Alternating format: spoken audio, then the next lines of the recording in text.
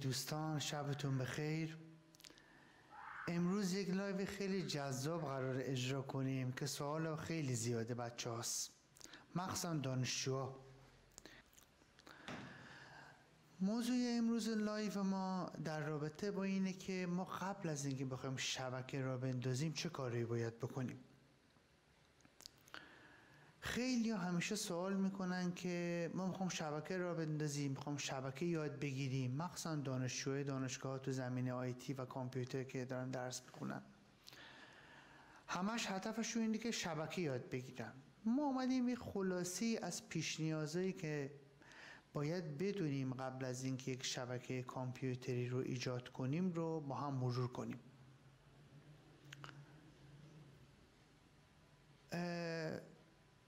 لایف های ما به صورت منظم با لطف خدادار برگزار میشه روزهای دوشنبه ساعت 19.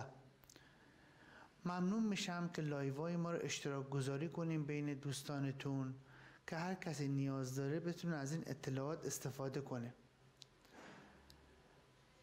بریم سراغ اسلایدا و شروع کنیم در رابطه با این موضوع خیلی مهم صحبت کردن.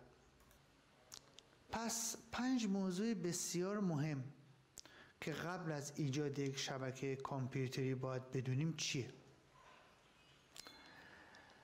موضوع اولی که باید دربارش خیلی فکر کنیم، مطالعه کنیم و تحقیق کنیم اینه که ما مفاهیم شبکه رو باید مسلط باشیم بهش. یعنی چه؟ یعنی که ما چندین مفهوم توی زمینه شبکه داریم که بسیار حائز اهمیته و اگر نخواهیم اینها رو توی کارمون در نظر بگیریم.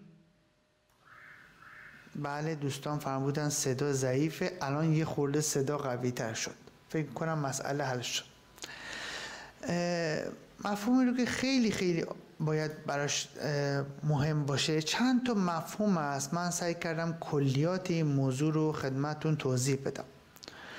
اولین مفهومی که باید دربارش بدونیم اینه که IP آدرس چیه؟ معمولا تو درس‌های شبکه خوندیم که IP آدرس نمیدونم 256 داره، کلاس A، کلاس B، کلاس C. ولی یک مطلب خیلی مهمی که باید در زمینه IP بدونیم اینه که وقتی که ما یک شبکه‌ای را میندازیم IP ها باید دستی باشه، IP باید DHCP باشه، خودکار بگیره. چیکار باید بکنیم؟ چه کلاس IP رو باید براش در نظر بگیریم؟ چه رنج IP رو باید براش در نظر بگیریم؟ اینها رو اگر از قبل که جزو مفاهیم مهم یک شبکه است بدونیم، وقتی که بعد از ایجاد بستر سخت افزاری واسه شبکه ایجاد کردیم خیلی راحت تر میتونیم کارمون رو تو این زمینه جلو ببریم. حالا سعی میکنم چند تا مثال تو این زمینه براتون بزنم. از جمله مسائلی که در زمینه IP خیلی مهمه موضوع سابنتینگه. بله ممکنه شبکه کوچیک ما داشته باشیم، 5 تا دونه کامپیوتر داشته باشه، اما اگه شبکه بزرگی داشتیم که بیشتر از 20 تا 30 تا 40 تا 50 تا سیستم داشت، چجوری باید IP آدرس ها رو بین بین کامپیوترهای مختلف تقسیم کنیم؟ به عنوان مثال اگر ما یک ساختمانی داشتیم که 5 طبقه بود و هر طبقه 10 تا کامپیوتر داشت که جمعاً میشه 50 تا کامپیوتر، چطور باید IP ها رو بین این 5 طبقه تقسیم کنیم؟ بله ممکنه بگه 50 تا کامپیوتر، ما کلاسمون 256 تاییه، میتونیم 50 تا رو به راحتی بهشون اختصاص بدیم. بله در مورد مفهوم درسته، ولی وقتی شما وارد فاز اجرایی کار میشی میبینی نه، بهتره که من جداش کنم. چی رو جدا کنم؟ هر طبقه رو با سابنتینگ خودش جدا کنم که فردا اگر مسئله پیش اومد بتونم ترابل شوت کنم و پیدا کنم مسئله چیه. پس مسئله سابنتینگ الان به نظر من یکی از معضلات بسیار بزرگ خیلی از سرویس دهندگان اینترنته، مخصوصا سرویس دهندگان ADSL. پس وقت مفهوم رو ما میدونیم، رفتیم تو کتاب هامون خوندیم، اما بهتره که عملا هم این رو اجرا کنیم. از 5 موضوعی که داریم درباره صحبت میکنیم، موضوع اول درباره مفاهیم اصلیه. تو مفاهیم اصلی این سومین مورد روتینگه. روتینگ یعنی چه؟ روتینگ یعنی این که 2 تا کلاس آی پی غیر شبیه هم، مثلا یکی 192 168 یکی دیگه 192 172 5 صرف اسلش 24 بتوانند همدیگر رو ببینند. اگر ما بخوایم 2 تا کلاس آی پی ناهمگن، یعنی که ربطی به هم ندارن، تو رنج هم نیستن، رو به هم دیگه وصل کنیم، باید از مفهوم به نام روتینگ استفاده کنیم که انشاءالله توی لایف های بعدی کامل درباره روتینگ و این مسئله صحبت میکنیم. و بدیهیه که مفاهیم اصلی شبکه و یکی از مهمترین مفاهیمی که باید بدونیم مدل OSI. قطعا مدل OSI رو تو شبکه‌های کامپیوتری تو دانشگاه‌ها تدریس میکنن و شما مطالعه کردید، اما اجرای اون بسیار بسیار بسیار حائز اهمیته. موضوع دومی که ما باید توی ایجاد یک شبکه کامپیوتری بدونیم اینه که پروتکل‌های ارتباطی ما شامل چه مواردی باید باشن؟ 1. DNS رو خودم ست کنم، برام از DNS های رایگان استفاده کنم. از کجا DNS بگیرم؟ از قبل باید به این موضوع فکر کرده باشم. هر چقدر به این موضوع بیشتر فکر کنم، برنامه ریزی دقیق تری براش انجام بدم، خیلی راحت تر میتونم کارمو جلو ببرم. و DNS کجا به دردمون میخوره؟ وقتی توی شبکه ما میخوام صفحه باز بکنیم، حتما DNS اونجا به دردمون میخوره. خیلی خیلی هم مهمه، چون میبینی که توی یک شبکه شما اینترنت را میندازی، ساده ترین حالت توی یک مدرسه، توی یک دانشگاه، توی یک شرکت 6 تا کامپیوتر هم بیشتر نداره. اما اگه DNS درستی ست نکرده باشید نمیتونی پیج بالا بیاری. زیرشاخه پروتکل‌های ارتباطی ما DHCP سرورها هستند. یه خورده مثال قبلیمو گسترده بکنم. اگه توی یک ساختمون 5 طبقه که هر طبقه 10 تا سیستم داره که جمع میشه 50 تا، فکر باید بکنم DHCP را بندازم، IP دستی بدم، چیکار باید بکنم؟ اینا موضوع بسیار مهمیه که من باید براش فکر کنم و برنامه ریزی. پروتکل های ارتباطی دومین موضوعی که داریم درباره‌اش صحبت میکنیم یکیش UDPه. یعنی که وقتی میخوام ارتباط بین داخل شبکه‌ام برقرار کنم، پروتکل های من باید UTP باشه، TCP باشه. چجوری اصلا باید اینا رو راه بندازم؟ باید به این موضوع خیلی دقت کنیم. پروتکل ارتباطی که TCP/IPه، یعنی من شبکه‌ام شامل چه نوع سرورهایی و آیا اینها میتونن تحت پروتکل های UDP و TCP کار بکنن؟ موضوع سوم، گفتیم ما 5 تا موضوع داریم دربارش میخوام صحبت کنیم. موضوع سوم و بسیار جذاب ما مدیریت شبکه یا مانیتورینگ. خب ببینین، خیلی ها میان شبکه را میندازن در اشل‌های مختلف، اما اینو در نظر نمیگیرن که بعد از اینکه شبکه‌شون رو راه انداختن باید شبکه‌شون رو مانیتورینگ کنن. یعنی چه؟ یعنی بدونن کدوم سیستم وصله، کدوم سیستم قطعه، کدوم پرینتر داره کار میکنه، کی مسئله داره و اگر مسئله داره چجوری باید رفع کنیم. اگه دقت کرده باشیم پیش میاد تو جای مختلف، تو دانشگاه ها، تو مدرسه ها، توی ادارات، تو سازمان ها میریم میگه سیستم قطعه، سایت هم بالا نمیاد، زنگ میزنه مسئول آیتیش بلند شه بیاد اینجا ببینه مشکلش چیه. چرا؟ تصور منی که یه خورده تو این زمینه بلدم اینه که تو وقتی اگه مانیتورینگ تو شبکت داشته باشی، قبل از اینکه کاربر به تو تماس بگیره و بگه شبکه من قطعه، تو باید پیدا کنی که چرا شبکهش قطعه. پس مانیتورینگ شبکه بسیار بسیار حائز اهمیت تو این کار. موضوع دیگه ای که باید تو مدیریت شبکه در نظر بگیریم بکاپ گیریه. یعنی سرورها باید بکاپ گیری بشن، اطلاعات کاربران که روی سیستماشون هست باید بکاپ گیری بشه. خیلی چیزهای حائز اهمیتی که در سازمان داریم باید برنامه بکاپ براش داشته باشیم. بکاپ در سیستم، بکاپ در فلش، بکاپ در هارد اکسترنال که ساده ترین حالت ممکنه، بکاپ توی سرورهای کلود و یا هر جای دیگه‌ای که مد نظر هست. بسیار بسیار حائز اهمیته. ترابل شوتینگ، ادامه داستان مانیتورینگ ترابل شوتینگ. یک مدیر شبکه، یک کارشناس شبکه، یک طراح شبکه، مهمترین چیزی که براش بعد از ایجاد شبکه به وجود خواهد آمد اشکال و ایراد در شبکه است. چطور باید رفعش کنه؟ چجوری باید رفعش کنه؟ مکانیزمی برای رفع اون داره یا نداره؟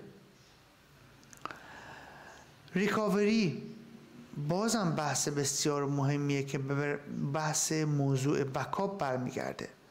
من باید برنامه ریزی کنم اگر از سروری بکاپ گرفتم ریکاوری اون در اختیار کی باشه، چی و کی بتونه این ریکاوری رو انجام بده، تو چه تاریخی. پس بکاپ گیری مقدمه ریکاور گیریه. خب لایف های ما رایگانه. هر هفته دوشنبه ها ساعت 19 برنامه لایف داریم تو سایتمون. انشاءالله از هفته آینده خدا بخواد توی اینستاگرام همزمان با سایت هم لایوامون میریم. ممنون میشم که لایوارمون اشتراک گذاری میکنید بین دوستانتون. اگر میخواین از برنامه زمانبندی لایف های ما آگاه باشید، عدد 7 رو اگه به شماره پشتیبانی ما بفرستید، دوستان من به شما اطلاع رسانی میکنم بابت این موضوع. ما فکر کنم دوستان من یک هدیه هم براتون در نظر گرفتن در مورد اینکه 60 مورد کاربردی و مهم به عنوان یک چک لیست برای راه اندازی وبسایت باید بدونیم چیه. خیلی ها میخوان وبسایت را بندازن، نمیدونن که با اون شرکتی که داره در زمینه وبسایت طراحی میکنه چطور صحبت کنن. ما چک لیستی آماده کردیم که اگه شما میخواین برین وبسایت بخرید یا درست کنید، بدونین که موارد این چک لیست چیه. اگر عدد 9 رو به شماره پشتیبانی ما بفرستید، دوستان لینک این موضوع رو براتون میفرستم. فکر میکنم اینجا من بتونم کمک کنم به شما و لینک حضورتون عرض کنم که لینک همین چک لیست رو براتون بذارم. چک لیست های متعددی ما تو سایتمون داریم. تو قسمت منوی چک لیست ها اگه تشریف ببرید، در زمینه‌های مختلف همکاران من آماده کردن موضوعاتی رو که بتونید شما ازش استفاده بکنید. خب بریم ادامه لایو و موضوعمون رو داشته باشیم. بریم سراغ داستان ریکاوری رو گفتیم. خب موضوع بعدی که از 5 موضوع مهمی که قبل ایجاد شبکه کامپیوتری باید بدونیم، استانداردها و معماری‌های شبکه است. یعنی اینکه ما این معماری که می‌خوایم برای شبکه‌مون ایجاد کنیم چیه؟ مثال ساده میزنم، همون مثال ساختمان 5 طبقه. یک ساختمان 5 طبقه داریم، هر طبقه 10 تا کامپیوتر داره. کابل کشی کردیم، کاراشو انجام دادیم، حضورتون عرض کنم که ارتباطات هم برقرار کردیم. خب چه استانداردی باید براش در نظر بگیریم؟ 4 تا یه دونه سوئیچ بذاریم، همه کابل‌ها رو 50 تا رو به اون سوئیچ وصل کنیم تو طبقه اول. هر طبقه رو یه سوئیچ بذاریم، هر 10 تا کامپیوتر رو به یه سوئیچ وصل کنیم، 5 تا سوئیچ رو دوباره به یه سوئیچ مرکزی. یا نه بیایم از سوئیچ ها استفاده کنیم که بتونیم ویلن کنیم. ویلن یعنی ویرچوال لن، یعنی لن مجازی رو بندازیم که تداخل دیتا برای ما تو استفاده از سرورها صورت نگیره. آیا ما توی شبکمون وای فای هم داریم؟ یعنی پرسنل یا اپراتورهای این کامپیوتر میخوان از وای فای استفاده کنن؟ برنامه ما برای استفاده از این وای فای تو شبکه چیه؟ از ایترنت میخوایم استفاده کنیم؟ از فیبر نوری میخوایم استفاده کنیم؟ از وایرلس میخوایم استفاده کنیم برای ارتباط این کامپیوتر با هم دیگه؟ اینا استانداردهایی که باید از قبل بهش فکر کنیم و برنامه‌ریزی. آیا میخوام برای شبکمون MPLS را بندازیم؟ یعنی یک سازمان رو، یک شعبه A داریم، میخوام به شعبه B وصلش بکنیم که این دوتا شعبه بتونن تحت IP های اینوالید همدیگر رو ببینن. پس نیاز داره که ما استانداردهایی مثل MPLS رو دربارش مطالعه کنیم و بدونیم چیه. پنجمین موضوع و مهمترین موضوعی که میتونیم درباره‌اش صحبت کنیم که به نظر من البته همه موضوعات خیلی مهمن، امنیت شبکه است. آیا ما تهدیدات امنیتی که شبکمون رو تهدید میکنه میشناسیم؟ چه تهدیدایی است؟ هک میشیم، همه کلمه رو شنیدیم، آقا فلانی هک شده، فلانی نمیدونم سایتش نمیدونم فلان شده. اصلا ما میدونیم تهدیدات امنیتی چی هستن؟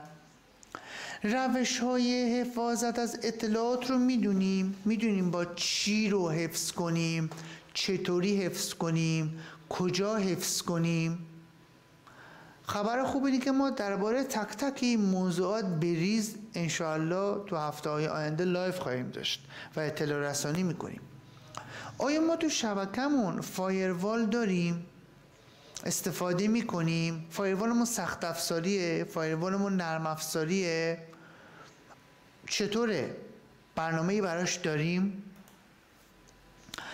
از رمزنگاری ها یا اینکریپشن در شبکمون استفاده کردیم که یکی اگه وارد شبکمون شد عمدن سهواً از داخل از بیرون نتونه اطلاعات ما رو شنود کنه؟ برنامه واسه این موضوع داریم؟ و مدیریت دسترسی ها، ما تعریف کردیم چه کسی با چه پرمیشنی چه دسترسی داشته باشه. اینا مسائل و موضوعات بسیار بسیار مهمی هستند که قبل از ایجاد شبکه باید بهش فکر کنیم. قبل از اینکه شبکه‌ای داشته باشیم همون که رو کاغذه باید بهش فکر کنیم. اینا مسائلی نیست که بعداً بخوایم بهش فکر کنیم، از الان باید در فکرش باشیم که وقتی من میخوام یک شبکه‌ای رو ایجاد کنم چه موضوعاتی باید در نظر بگیرم. خب سعی کردیم خلاصه ای از 5 موضوع مهمی که نیاز قبل ایجاد، تاکید میکنم قبل از ایجاد یک شبکه کامپیوتری داشته باشیم رو اینجا خلاصه وار خدمتتون بگم. اما هر کدوم از این موضوعات خودش کلی داستان و کلی موضوعی که میتونیم درباره‌اش صحبت کنیم و ما حتما برنامه داریم درباره این موضوع صحبت کنیم. اینا کلیات بود، فعلا پیشتون باشه و در لایف های آینده که اطلاع رسانی میکنیم میایم چیکار میکنیم؟ این موضوعات رو کامل بسط میدیم. ممنونم که امشب هم با ما بودین. از این که لایو های ما رو اشتراک گذاری میکنید تشکر میکنیم. منتظر دیدار شما هستیم. شبتون بخیر.